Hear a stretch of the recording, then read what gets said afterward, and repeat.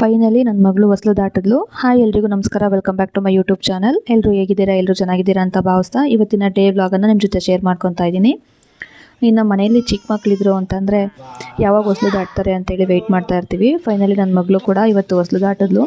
ಈ ವಿಡಿಯೋನ ಶೂಟ್ ಮಾಡಿ ತುಂಬ ದಿನ ಆಗಿತ್ತು, ಆದರೆ ಲೇಟಾಗಿ ಅಪ್ಲೋಡ್ ಮಾಡ್ತಾ ಇದ್ದೀನಿ. ವಿಡಿಯೋನ ಕಂಪ್ಲೀಟಾಗಿ ವಾಚ್ ಮಾಡಿ, ಎಲ್ಲೂ ಕೂಡ ಸ್ಕಿಪ್ ಮಾಡದೆ ನೋಡಿ ಸಪೋರ್ಟ್ ಮಾಡಿ. ನಿಮಗೆ ಈ ವಿಡಿಯೋ ಇಷ್ಟ ಆಗುತ್ತೆ. ಇನ್ನು ಇವತ್ತು ಹೊಸಲೆಲ್ಲ ನೀಟಾಗಿ ತೊಳೆದು ರಂಗೋಲಿ ಎಲ್ಲ ಹಾಕಿ ಅರ್ಶಿನ ಕುಂಕುಮವನ್ನು ಇಟ್ಕೊಂಡು ಸ್ವಲ್ಪ ಹೂವಿಂದ ಅಲಂಕಾರ ಮಾಡ್ಕೊಂಡಿದ್ದೀನಿ. ಇಷ್ಟು ದಿನ ಹೆಂಗೆ ಅಂದರೆ ನನ್ನ ಮಗಳು ಹೋಗಬೇಡ ಅಂದ್ರೂ ಓಡ್ ಬಂದು ಹೊಸ್ಲ ಹತ್ರ ನಿಂತ್ಕೊತಾ ಇದ್ಲು. ಇವತ್ತು ಎಷ್ಟು ಕೂಗೋದ್ರೂ ಬರಲೇ ಇಲ್ಲ.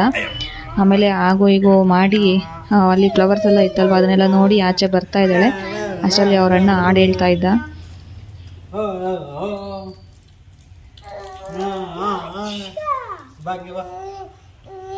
ಪೃಥ್ವಿ ಇಗಳ ಇಲ್ಲಿ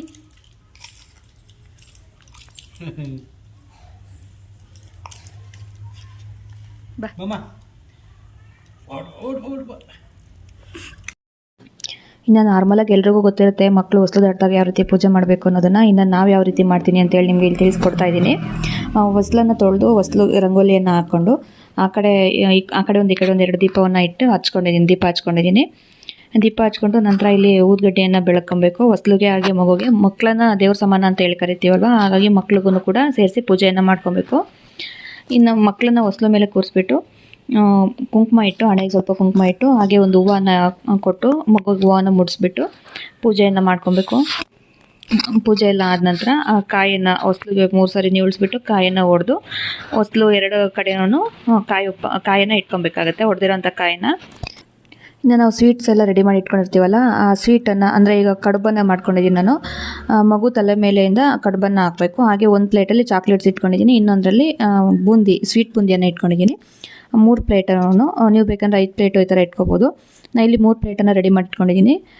ಕಾಯಿ ಹೊಡೆದು ಪೂಜೆ ಎಲ್ಲ ಆದ ನಂತರ ಮಗುಗೆ ತಲೆ ಮೇಲಿಂದ ಕಡುಬನ್ನು ಮತ್ತು ಚಾಕ್ಲೇಟು ಹಾಗೆ ಬೂಂದಿ ಏನಿರುತ್ತೆ 3 ಪ್ಲೇಟನ್ನು ಕೂಡ ತಲೆ ಮೇಲಿಂದ ಹಾಕಬೇಕು. ಇನ್ನು ಅದು ಹಾಕಿರೋ ಅಂಥ ಕಡುಬು ಹಾಗೆ ಚಾಕ್ಲೇಟ್ ಏನಿರುತ್ತೆ ಪೂಜೆ ಎಲ್ಲ ಮುಗಿದ ನಂತರ ಕೊನೆಯದಾಗಿ ನಾವು ಆರತಿಯನ್ನು ಮಾಡ್ತೀವಲ್ಲ, ಕೆಂಪು ಆರತಿ ಮಾಡಿ ಎಲ್ಲ ಆದಮೇಲೆ 5 ಜನ ಅಥವಾ 9 ಜನ ಮುತ್ತೈದೆಯರನ್ನ ಕರೆದು ಅರ್ಶಿನ ಕುಂಕುಮ ಕೊಟ್ಟು ಆ ಕಡುಬು ಹಾಗೆ ಚಾಕ್ಲೇಟ್ ಏನಿರುತ್ತೆ ಅದನ್ನೆಲ್ಲನೂ ಮುತ್ತೈದೆಯರಿಗಾದರೂ ಕೊಡ್ಬೋದು ಅಥವಾ ನಾವು ಮನೆಯವರಾದ್ರೂ ಯೂಸ್ ಮಾಡ್ಬೋದು. ಇನ್ನು ನನ್ನ ಮಗಳಿಗೆ ಚಾಕ್ಲೇಟ್ಸು ಮತ್ತು ಬೂಂದಿ ಎಲ್ಲ ಕೆಳಗಡೆ ಬಿದ್ದಿರೋದು ನೋಡಿ ಎತ್ಕೊತಾ ಇದ್ದಾಳೆ. ಹೂವು ಮುಡ್ಸೋದನ್ನು ಮರ್ತೋಗ್ಬಿಟ್ಟಿದೆ, ಹಾಗಾಗಿ ಈಗ ಮುಡಿಸ್ತಾ ಇದ್ದೀನಿ. ಈಗ ಕೊನೆಯದಾಗಿ ಕೆಂಪಾರತಿಯನ್ನು ಮಾಡ್ಕೊಳ್ಳೋದು. ಎಷ್ಟು ಸೈಲೆಂಟಾಗಿ ಕೂತಿದ್ದಾಳೆ ನೋಡಿ ನನ್ನ ಮಗಳು. ಇಷ್ಟು ಸೈಲೆಂಟಾಗಿರೋಳೆ ಅಲ್ಲ, ಆದರೆ ಎಷ್ಟು ಸೈಲೆಂಟಾಗಿ ಕೂತ್ಕೊಂಡು ಆರತಿ ಎಲ್ಲ ಮಾಡಿಸ್ಕೊತಿದ್ದಾಳೆ. ಕಂಪ್ಲೀಟಾಗಿ ಮುಗಿಯೋವರೆಗೂ, ಪೂಜೆ ಎಲ್ಲ ಆಗೋವರೆಗೂ ಇಷ್ಟೇ ಸೈಲೆಂಟಾಗಿ ಕೂತಿದ್ಲು, ಒಂದು ಚೂರು ಹಠ ಮಾಡಲಿಲ್ಲ. ಇನ್ನು ಕೊನೆಯದಾಗಿ ಪೂಜೆ ಎಲ್ಲ ಮುಗಿಸಿ ಲಾಸ್ಟಲ್ಲಿ ಕೆಂಪಾರತಿಯನ್ನು ಮಾಡಿ ಮಗುನ ಎದ್ದೇಳಿಸ್ದೆ. ಇನ್ನು ನಾವು ಈ ಥರ ಮಾಡ್ತೀವಿ, ಮಕ್ಕಳು ಹೊಸಲು ದಾಟಿದಾಗ ಈ ಥರ ಹೊಸಲು ಪೂಜೆಯನ್ನು ಮಾಡ್ತೀವಿ. ನೀವು ಯಾವ ರೀತಿ ಮಾಡ್ತೀರಾ ಅಂತೇಳಿ ಕಮೆಂಟಲ್ಲಿ ತಿಳಿಸಿ. ಹಾಗೆ ವಿಡಿಯೋ ಹೇಗಿತ್ತು ಅಂತೇಳಿ ಕಮೆಂಟ್ ಮಾಡೋದನ್ನು ಮರಿಬೇಡಿ. ನಿಮಗೆ ಈ ವಿಡಿಯೋ ಇಷ್ಟ ಆಗಿದ್ದರೆ ಲೈಕ್ ಮಾಡಿ, ಶೇರ್ ಮಾಡಿ, ಹಾಗೆ ನಮ್ಮ ಚಾನಲನ್ನು ಸಬ್ಸ್ಕ್ರೈಬ್ ಮಾಡ್ಕೊಂಡು ನೋಡಿ. ಮತ್ತೆ ಸಿಗ್ತೀನಿ ಇನ್ನೊಂದು ವಿಡಿಯೋ ಜೊತೆ. Thank you for watching.